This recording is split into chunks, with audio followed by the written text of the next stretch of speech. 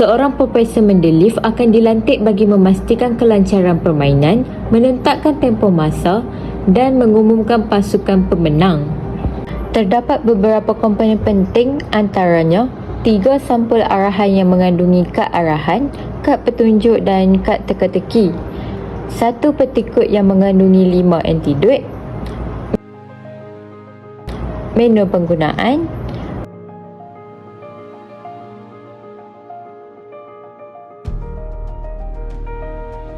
tiga fail misi, lembaran kerja,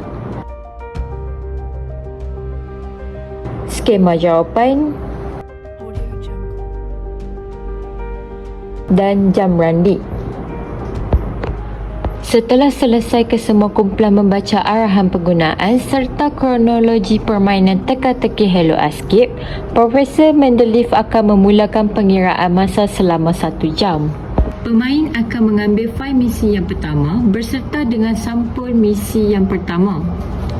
Salah seorang wakil akan mengeluarkan kesemua kad arahan dan kad petunjuk terlebih dahulu serta membaca arahan yang diberikan di dalam fail misi. Setelah membaca kad arahan, pemain akan menjawab soalan teka-teki terlebih dahulu yang berada di sebelah kiri fail misi untuk mendapatkan petunjuk bagi soalan yang pertama. Dengan menggunakan kad petunjuk, pemain perlu menyelesaikan soalan yang berkaitan dengan saiz atom unsur kumpulan 17, lalu melekatkan dengan betul unsur-unsur tersebut di dalam kotak yang disediakan.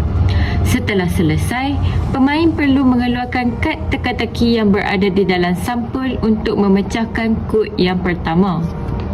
Kemudiannya, pemain akan mengambil fail misi yang kedua berserta dengan sampul misi yang kedua.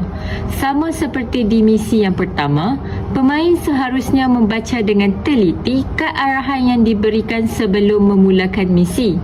Tidak dilupakan, pemain perlu mengatur strategi dengan baik untuk menyelesaikan soalan teka-teki yang diberikan untuk mengetahui salah satu sifat fizik unsur kumpulan 17. Setelah itu, pemain perlu berbincang antara satu sama lain untuk menyelesaikan soalan berkaitan takat didih dan takat lebur unsur kumpulan 17 menggunakan lembaran kerja dan kad petunjuk sebagai panduan utama. Lembaran kerja tersebut disediakan sebagai ruangan tambahan untuk pemain mencatatkan maklumat bagi menjawab soalan berkaitan. Pemain perlu menggunakan pelekat yang disediakan untuk menentukan takat didih dan takat lebur yang tepat. Dengan berpandukan kepada nilai di atas, pemain perlu mengira dengan tepat berdasarkan soalan yang diberikan. Akhir sekali, pemain perlu mendapatkan kod yang kedua berdasarkan petunjuk yang diberikan di dalam kad teka-teki kedua.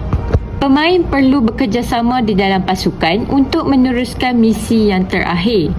Terdapat sedikit perbezaan bagi misi pertama dan misi kedua, yang mana terdapat sekeping gambar misteri dan transkrip perbualan yang perlu diteliti oleh pemain bagi mendapatkan petunjuk terakhir. Berdasarkan kepada kad petunjuk yang disediakan, ia dapat membantu pelajar untuk menjawab soalan yang berkaitan dengan warna, kreatifan unsur dan sifat fizikal unsur bagi kumpulan 17. Setelah kesemua soalan yang diberikan siap dijawab oleh pemain, pemain perlu segera memecahkan kod yang terakhir untuk membuka peti kod. Setiap pasukan pemain yang berjaya menyelesaikan ketiga-tiga misi dan memperolehi 3 kod boleh mencuba untuk memasukkan kod. Tidak dilupakan, setiap pasukan hanya diberikan peluang sebanyak 2 kali untuk meneka kod tersebut.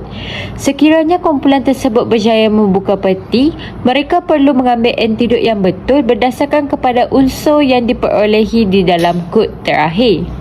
Walau bagaimanapun, setiap pasukan kumpulan perlu menyerahkan skrip jawapan bagi ketiga-tiga misi untuk disemak oleh Profesor Mendeleev.